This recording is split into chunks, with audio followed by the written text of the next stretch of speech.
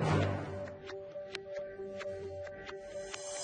hope the record is clear that we have never at all been anything other than supportive for the need for there to be full justice and accountability for Anna May Aquash's murder. Tonight, Amnesty International responds to criticism from the daughter of an Indigenous rights activist. The physical abuse is, of course, the punching, but a lot of men really just want to use force with the neck. New tabled legislation pushes responsibility back to the abuser in cases of domestic violence. And a UK ban on imported ivory could mean hardship for Nunavut hunters of narwhal and walrus. Good evening, I'm Dennis Ward. Denise Pictou-Maloney testified at the inquiry into missing and murdered Indigenous women and girls in Montreal last month. She was angry with Amnesty International, accusing them of supporting the man who killed her mother. Here's Annette Francis now with Amnesty's response. We were disturbed. On March 13th, Denise Pictou-Maloney told the inquiry that some people who advocate for missing and murdered Indigenous women also supported her mother's killer, John Graham. Amnesty International highlighted Anna May Aquash's murder in its 2004 Stolen Sisters report. But in 2003, they issued a public statement about Graham. Amnesty International wrote a letter of support for John Graham. It was like a punch in the face. After I had worked for 8 months with them to profile my mother, it's one of the top 100 cases in Canada are missing and murdered Indigenous women and girls. Inquiry Commissioner Michelle Audette's response was quick. I learned something today. I was supporting something without knowing that didn't respect your mom, and she does matter, even still today. And I will not support the organization anymore until they make a statement publicly. Amnesty's letter is still on John Graham's Defense Committee's website. It reads, in part, justice is long overdue in the December 1975 killing of Mi'kmaq activist Anna May Pictou-Aquash. Not only must those responsible be identified and brought to trial, there also must be scrupulous respect for due process and fair trial proceedings. Amnesty takes no position on his guilt or innocence. Alex Nev is Amnesty International's Secretary General. He denies supporting Graham. All Amnesty wanted was due process. So we did speak out about John Graham's case back in 2003, which is when he was arrested out in Vancouver and U.S. authorities were seeking his extradition to the United States. And our only concern at the time was procedural. According to Nev, that letter was not a statement of support for John Graham. It was a note of caution. At the time, in 2003, when we spoke out, we also, though, once again at that point, had highlighted how important it is that there be justice for Anna May Aquash's murder, absolutely. As for Commissioner Audette withdrawing her public support for Amnesty? It certainly did concern me to hear Commissioner Audette speak out in that way, given that, I hope the record is clear that we have never at all been anything other than supportive for the need for there to be full justice and accountability for Anna May Aquash's murder. Nev says he has not reached out to Pictou-Maloney, but would welcome the opportunity to speak with her. Annette Francis, APTN National News, Ottawa. Now, in a related story, John Graham appealed his 2010 conviction for the killing of Anna May Pictou-Aquash. He claimed the U.S. court did not have jurisdiction over him because he's a Canadian citizen. He also argued his extradition was illegal. On Friday, the 8th U.S. Circuit Court of Appeals rejected Graham's appeal. The national inquiry into murdered and missing women and girls will be taking place in the Vancouver area this week. This is the 15th and last community hearing for the inquiry, where family members can testify. APTN's Tina House joins us now to talk about what we may expect at the hearings. Tina, thanks for joining us again. What can you tell us about what we can expect from the hearings this week? Well, once again, I think as all the other hearings, we're going to be hearing some very emotional and, some very important information coming from the families that have been demanding justice for their missing and murdered loved ones for many years. Here in Vancouver, in fact, here I am standing on the downtown east side where many of the women were murdered or either went missing. It's an interesting situation because the actual hearings themselves are not located in Vancouver. They're going to be out in Richmond. So many people are wondering why that was a decision made by the Commission, but nonetheless the Commission has decided to start in Richmond for the hearings that kicks off tonight. What else are you hearing from the families leading up to the hearings? This will be the last opportunity to testify. Well, I do know that a lot of people were anxious about, the hearings. There's been a lot of, people that have said, well, from the get-go, this should have been restarted. And the way that the Commission has led these inquiries so far has not been up to everybody's standards, so to speak. So I think we're going to see a lot of interesting things out there tonight, and especially with some of the people that are really deeply affected by this issue. For instance, I do know of one person that said that she's going to be boycotting this inquiry because, they didn't listen in the beginning and restart the process. And there are a lot of affected families. Do you think these hearings in Vancouver will be any different than other places the Commission has been to? Well, I do know that Vancouver has had one of the loudest voices in calling for this national inquiry. I think that leading up to it, I think it's going to be a very, trying time for many of those that have only a short window to express their pain and frustration, and certainly their loss for words in trying to come to terms with their missing or murdered loved ones. So I think it's going to be a very interesting next few days. I know that there are a lot more people that wish they could have been on the list to testify, but not everybody was included. I do know that they are offering a safe haven here in the downtown east side for families to come and give their testimony to some of the information gatherers, but not actually at the inquiry itself. Thanks, Tina. It's going to be a busy week for sure. We'll be looking forward to your coverage. Thank you very much. Now to another inquiry we've covered extensively, and ahead of the next chapter of the Quebec public inquiry this week in Val-d'Or, we want to settle a bit of confusion about why there are two inquiries, one Quebec provincial inquiry and one national inquiry.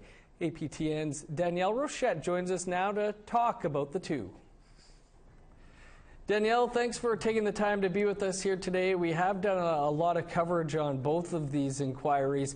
Can you explain to us the difference in the mandate between the two? Yeah, well, the Quebec Public Inquiry was launched in December 2016 by the Quebec government for the province of Quebec. The Quebec Public Inquiry Commission's mandate is on relations, between Aboriginal people and certain public services in Quebec, such police, correctional services, you have justice services, health and social services, and youth protection services.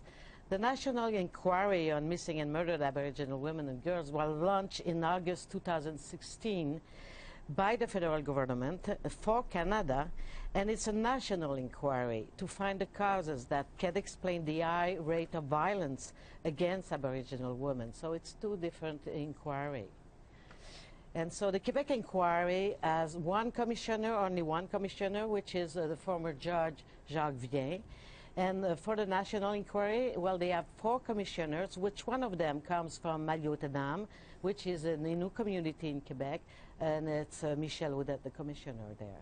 And Quebec Inquiry can return 15 years back, but the National Inquiry on Missing and Murdered Indigenous Women does not have such limit.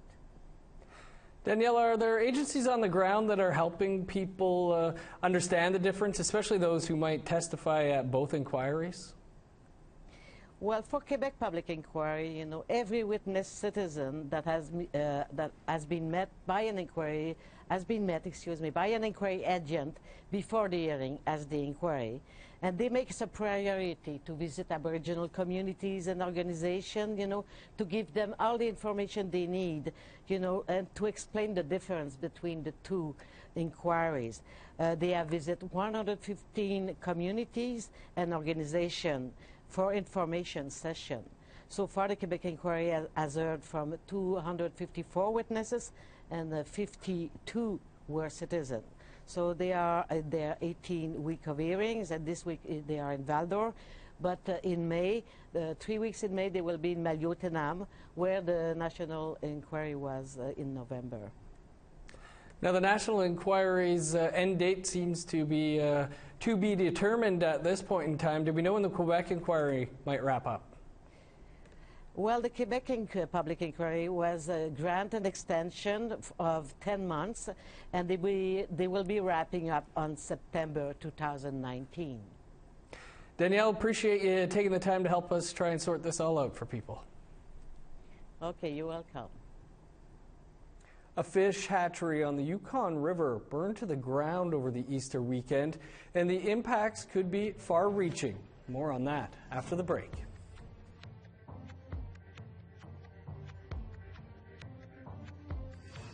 Here's a look at Wednesday's weather forecast starting on the East Coast. A rain-snow mix and +8 in Charlottetown. Sunny and -9 in Happy Valley Goose Bay, -10 in Cartwright.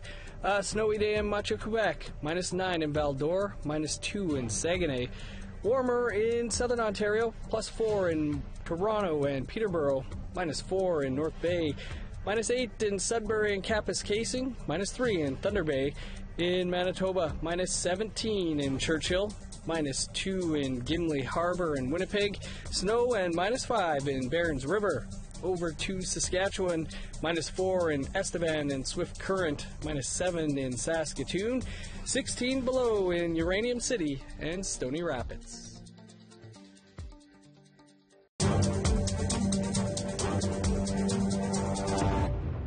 Welcome back. Justice Minister Jody Wilson-Raybould introduced Bill C-75 last week.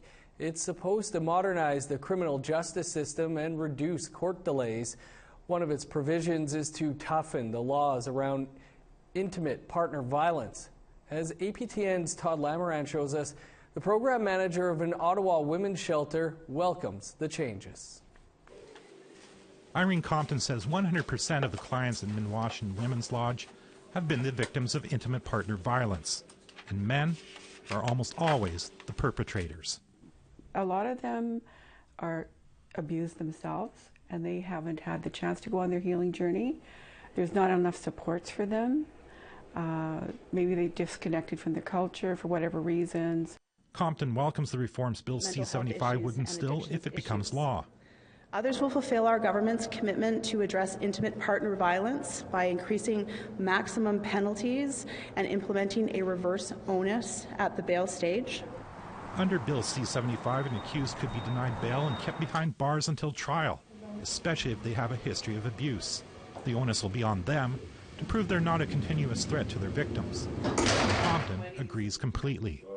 And say, yes, I'm going to take anger management, or I'm going to go for counseling, or I'm going to embrace culture to live a more balanced life, or address my anger, then they're being proactive in their healing. And she also agrees with harsher penalties for choking your partner. That's one of the most prevalent forms of abuse.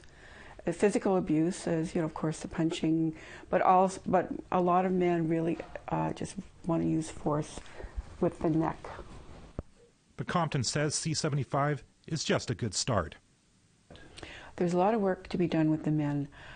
We need more men's organizations. We need a men's lodge here in Ottawa. The proposed legislation is months away from becoming law, and putting the onus on the accused to prove that they're bail-worthy may be unconstitutional, according to one legal opinion. Todd Lamoran, APTN National News, Ottawa. Children and young adults in Winnipeg will now have a 24-hour safe place to hang their hats when unfavorable conditions at home force them into the streets. We have this story from CTV Winnipeg. For at-risk youth in Winnipeg's North End, Nadinaway Youth Resource Centre aims to provide a safe place to go. The drop-in centre has been closing its doors most weeknights at 11, but not anymore.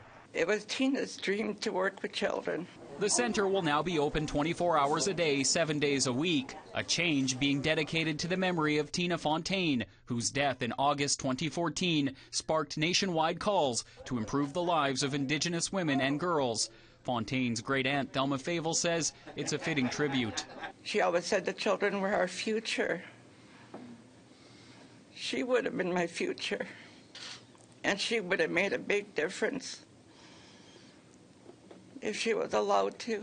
The change made possible with $350,000 in funding from the federal government. We have no doubt that it's going to be money well spent to provide safety and healing for young people in the area. Nadinaway's executive director Tammy Christensen says it will help cover staffing costs, programming, and supplies. Finding a safe place like the resource center will provide them not only a place of safety, warmth in the winter, but there will also be individuals here to help them. Fontaine ended up on the street and was sexually exploited after coming to Winnipeg in order to reconnect with her birth mother.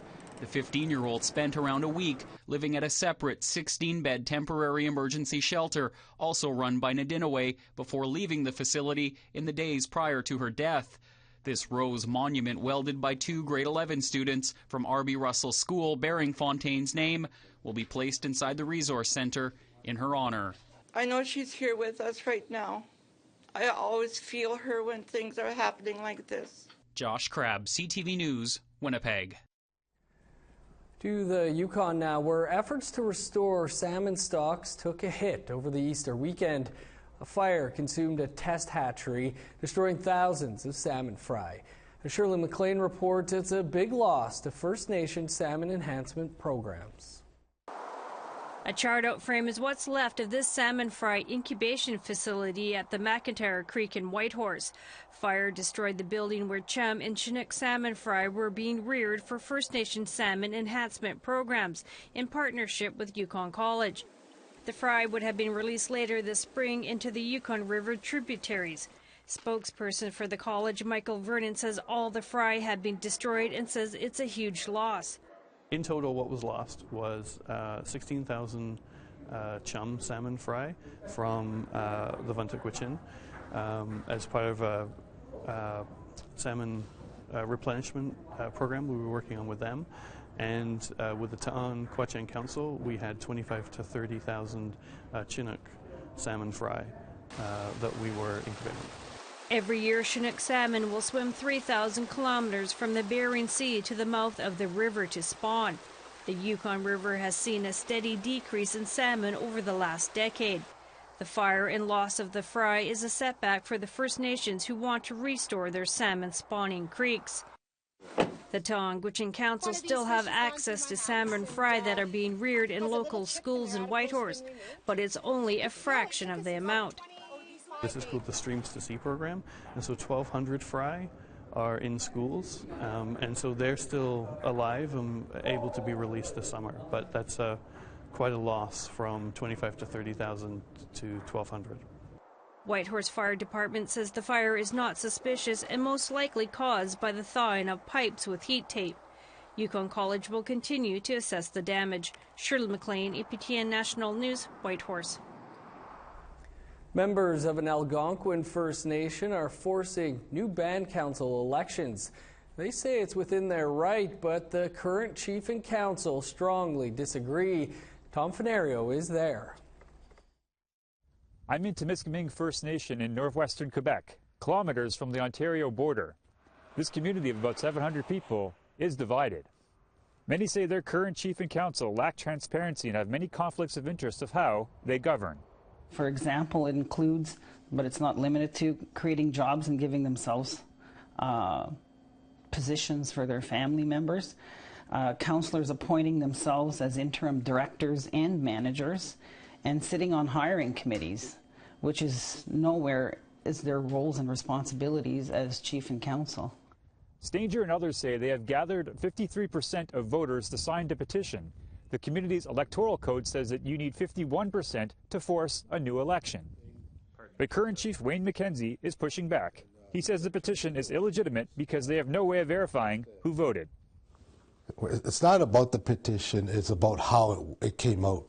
Because in our electoral code, it states that the voters who voted at the last election are the ones who can sign this petition. But the voters list got destroyed from our electoral officer. Council says that the group behind the petition has gotten many signatures by using misinformation. Community members here hope to hold a new election on April 21st. The current council says they have no intention of participating. APTN News will have more on this story as it unfolds soon. Tom Fenario, APTN National News, Temiskaming First Nation, Quebec. The government of the United Kingdom confirmed today they are going forward with what they call the world's most restrictive ivory import ban. Well, that might be good news for elephants in Nunavut. It means another thing completely. And a warning, some may find the video in this next story graphic. Narwhal and walrus. Neither species is endangered or threatened. This ban does not allow for narwhal or walrus ivory. The only exemptions are for historical items or musical instruments with less than 20% ivory. According to the Department of Fisheries and Oceans, there are close to 13,000 walrus in Nunavut, and hunters harvest around 170 a year from that population. Time for another quick break, but stick around. There's more to come.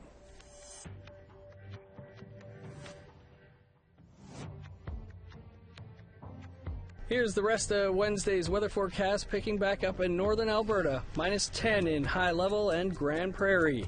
-8 in Calgary. 1 below in Medicine Hat and Lethbridge. A rainy day on the west coast. +8 in Victoria, Tofino, and Vancouver.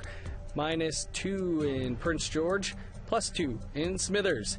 In Yukon, -4 in Whitehorse, Mayo, and Beaver Creek. Over to NWT, -10 in Trout Lake, Yellowknife, Wrigley, and Norman Wells. 17 below in Sax Harbor and Tuktoyaktuk. In Nunavut, -16 in Arviat, a mild -8 in Repulse Bay. Even warmer in Cape Dorset on Wednesday at -5, -7 in Iqaluit.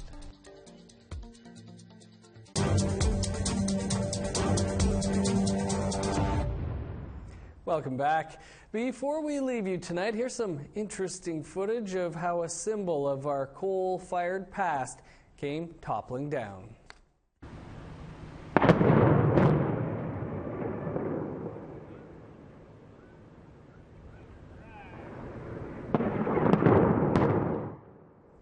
Timber. 2 giant smokestacks came crashing down at a power plant on the shores of Lake Erie. The 200-meter-high chimneys were a fixture for decades, but the facility shut down in 2013. The Ontario government has phased out coal-fired plants. The removal paves the way for a green energy project.